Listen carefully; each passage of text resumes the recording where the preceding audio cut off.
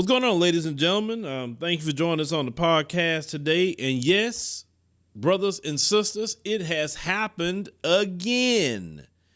We have another domestic terrorist running around killing folks. The same MO, the same, story. And let's get into this one because we need to start talking about their crimes just a little bit, because everything they say about us, they're projecting who they are on us. We're not like this. You don't have brothers going in places and just doing things like this. And a few times it's happened, and when you looked into the story why it's happened, it's usually because it was something going on a lot deeper. But in this story, you have a 19-year-old young Mzungu by the name of Brandon Scott Hole. Oh, I know he was clowned in school with the last name Hole. So they say he was from Indiana.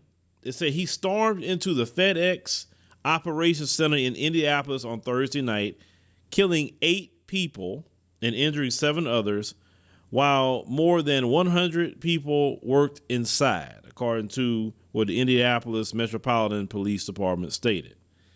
Now, he was a former employee who last worked for them in 2020.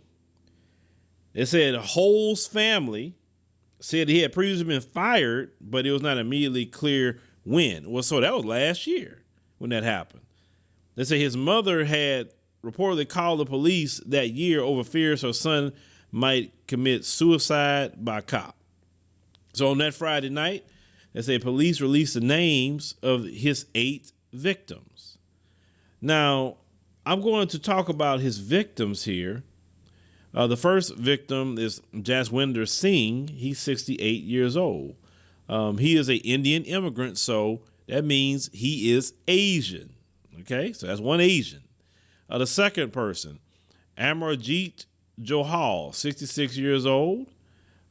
This particular woman is also Indian as well, another Asian. All right. John Steve Wizard. Now he's a Mzungu. You have another one by the name of Carly Ann Smith. She looks like one of our, she's a sister, but you could tell she's, biracial. You can tell. So, but she was 19 years old. They said that she was excited to get the job at FedEx in Indianapolis, and she planned to use her paychecks to buy her first car.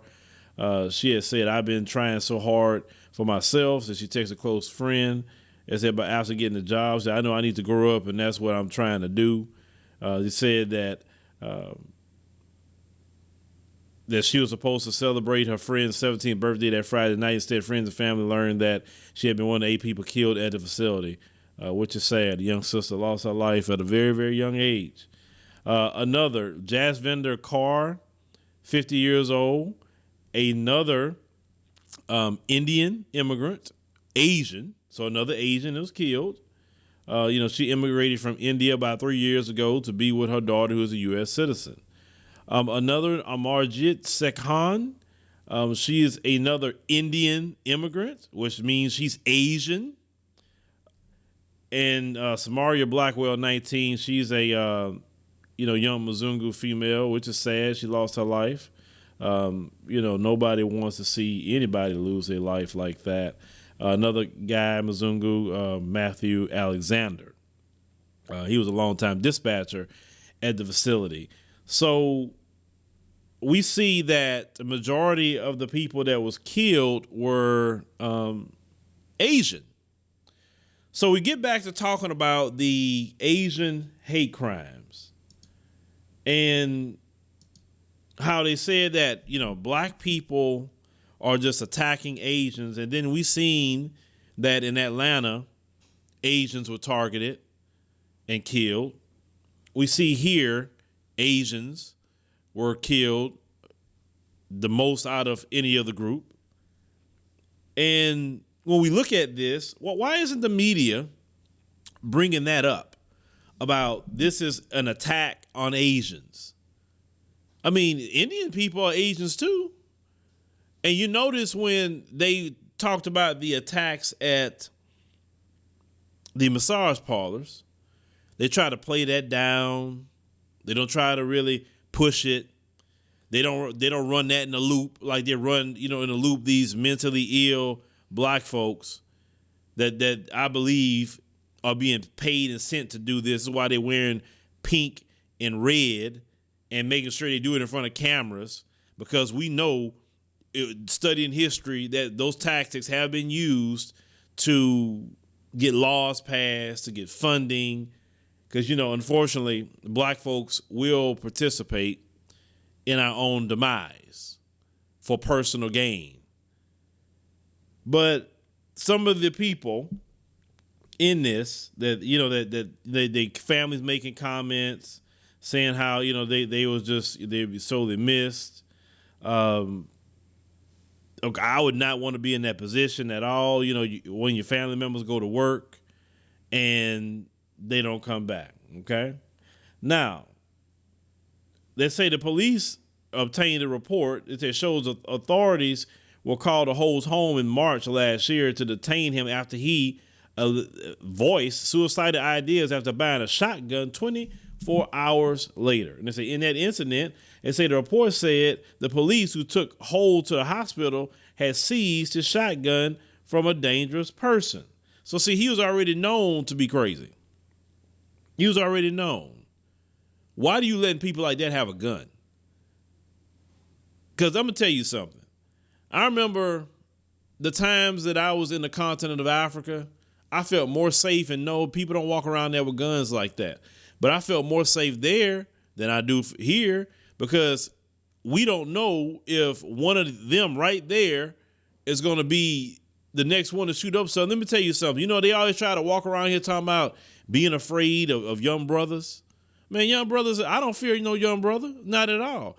And the thing is, because I know, black folks, I can kind of look at them and kind of case what they got going on. But the ones you need to be afraid of is them young Mzungus. That's what you need to be afraid of. You go into the grocery store and one of them running up in there doing something. Let's call it what it is. That is an epidemic with them. Now, they say investigators searched Ho's home in Indianapolis Friday morning and seized evidence, including desktop computers and other electronic media. The sources say he was previously known to police and that his family had warned authorities of potential violence prior to the FedEx rampage. Now, they were warned, so this is a failure on law enforcement. This happened because they knew. The family told them, hey, this boy ain't wrapped too tight. Y'all need to handle him. Now, I say the FBI Indianapolis special agent in charge, Paul Keenan, told a reporter that the suspect's mother contacted law enforcement to report that he might try to commit suicide by a cop. As the suspect was placed on immediate detention mental health temporary hold by the police department at that time. It said based on the items observed in the suspect's bedroom at the time he was interviewed by the FBI in April 2020. They say no racially motivated, violated extremism ideology was identified during the course of assessment, and no criminal violation was found back in that time period. But who's to say, what was really going on? Now, his social media was scrubbed. They always, when they commit these crimes, they hurry up and go scrub their Facebook. They scrub their Twitter. They scrub whatever they got. Oh, they get that away quick, so you can't go see what they was talking about prior to that. Now, Facebook said he got this policy about dangerous persons. Okay, if the dude is in jail, the dude's already dead, why are you scrubbing his social media? Why are you hurrying up and going to scrub it? No, you're doing that because you want to hide what he was really talking about. Because if the people really see what they were talking about, how do we know he wasn't talking about, based on the people he killed, how do we know he wasn't talking about Asians or black folk? How do we know? Because you got to think about it. You had 4 Asians and one young black girl. So they said that Ho's stepsister described him as isolated, and his father died by suicide in 2004.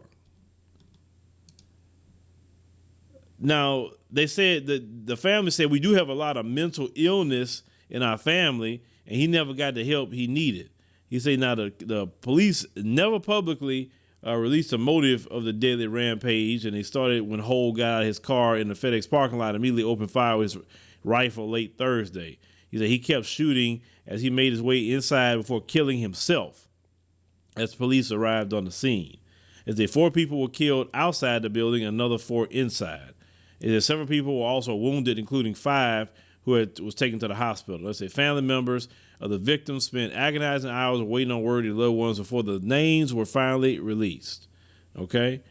So this is the thing. They knew what was going on with this dude. The family reported him multiple times, and y'all still let him have a gun. Y'all still wasn't monitoring him, and he went up there and done that. Let me tell you something. A lot of times before they go out and do these things, a lot of them are well known to law enforcement. And the police chief in Indianapolis is a black man. Just letting you know that. So they said that when he came to the facility, they say he's got his car and pretty quickly started shooting. They said there was no confrontation. He just started shooting folks. They said that he didn't believe. They were saying they believe that the government, made it through security where employees are required to show ID and go through metal detectors. Now, this is the thing. We have a problem in this country, ladies and gentlemen, and y'all can say whatever y'all want to say about me or anybody else. But once again, I will say this. I feel most safe on the continent of Africa than I ever feel in this place. This place, like I said, I've said this and I keep saying this place is going down. As I was going on some expat groups last night, and many of the brothers and sisters were saying that this place has gotten dark. This place is really spiraling out of control. We have people coming across the border. As I told you guys before, I have family members who work on the border. And one of my family members was saying that actually it was better, the way Trump had it, that now when Biden got in there, the floodgates has been open. So now we got to deal with, as black people, different groups coming in and expecting to get access to our tax dollars. And, they have their families intact and all of that. Then you have all the hostility with the white supremacists who's which gonna, when they go down, they're going to go down and try to take whoever they want with them. Then we have a contingent of black folk that's just, in their mind, just so fearful, they can't do anything. And you, like I said, the comment section just really exposed that. Anytime I say that and call out the fearful ones or the ones who are completely defeated in their minds, they want to say, "Oh, you hate us. You don't like us. Oh, you prefer Africans." I call out Africans all the time about what they do, all the time. The thing is, no, you just get mad when I call you out, and the things that you're doing that's hurting the black community. When we look at things like this, we talk about, well, let's have something of our own, but we don't want to get together at that. So we still being at the mercy of working for other people. But when it comes to this story and that issue is not going to stop, because this country is set up that way.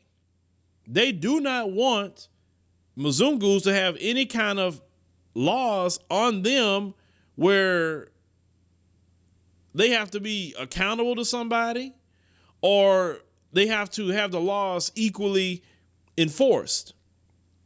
This is why you had a problem. So you look at that insurrection. They only do that because they know nothing going to happen to them. They knew they weren't going to be met with a hail of bullets. They knew the National Guard wasn't going to do them anything. It's not that they so brave and they so much of a warrior. No, the system got it set up that way where they can just do whatever they want to and nothing going to happen to them. Just like the system is set up to let black folks know, you step 1 foot out of line, it's on and cracking. You understand? But one thing I'm saying in this podcast, don't let them people, man, try to put on you that you the most criminal, that you always, doing mass, you're doing shootings, you're doing this, you're doing that. Man, I tell black folks, you can't even catch up with the amount of folks that they didn't kill. worldwide. We ain't just talking about here. We talking about worldwide. Whether they done it through that thing that they want to put in your arm, I gotta say it a certain way, and how they have done that all over the world, certain trials, and wiped out a lot of people right there in the continent of Africa. Even right here, it's happening, where them folks didn't drop all kind of bombs on people, shot people up, poison water supplies. I mean, all kind of things to people that we can't catch up on. You know what I'm saying? And we talking about it from way back when to now. Okay? Don't ever let them put on you that you are the most criminal. Let me tell you something. Yes, Pookie and Ray Ray, we definitely talk about them. And because we don't like when they harm the black community. But let me tell you something. Pookie and Ray Ray is a community issue. Pookie and Ray Ray is not going to the grocery store and just shooting up the place. Pookie and Ray Ray isn't going to the mall. Pookie and Ray Ray isn't going to the school. Now, you may see Pookie and Ray Ray at the school, but they're coming to the school for their kid. They're not coming up there to do anything to people like that. You understand? Another thing that we need to talk about, black single mothers are always ragged on about the way some of their sons will be turned out, in life. But one group of women who are single mothers are never talked about, or even if they married. Why is it we don't talk about the single mothers in the Mzungu community who's raising these mass shooters? Why don't we talk about that? Or even if they're married, why don't we talk about their parenting skills, or how is it that they're raising kids to be race soldiers? Are they raising kids to become insurrectionists? Are they raising kids, with all this hate? Why don't we talk about their mothering skills? Let's just keep it for real. Because black single mothers are always getting ran through the ringer. And I'm not saying everything that black single mothers have ever done in the area of their sons is right, but you know what? A lot more do right than wrong. Because the majority of brothers and sisters that's raised by single moms, not all of us out here committing crimes and being criminals. That's not always the case. That's some. Yeah, of course. And you have some, I've covered over the years, you got some single mothers in our community. It's horrible. But you know what? We don't talk about those Mzungu single mothers either. And the sons they raising. Look at their sons. Look at what they're doing. Even if they got a 2-parent household, what kind of 2-parent household you got? That's all you got going on. Well, your kid, look, Dylan Roof, he another one. Well, what about his mama? How she raised him? We never talk about those people, man. We gotta stop. One thing is black folks, we gotta stop doing, and which you don't see. The reason why I don't always cover, I do cover it sometime, but the reason why I don't always cover stories where I'm just going in on black folks in the hood and all of that, because I know that's not the majority of black America. I know that. Now, some stories, yes, I will cover it because it's ridiculous and it pisses me off, okay? But we got to stop as a people just beating up ourselves for every little thing. We got to stop feeling like what one black person do, we all did it. Because that comes from white supremacy, okay? Saying that, if one black person do something, I'm a punish all of you. That's where it comes from.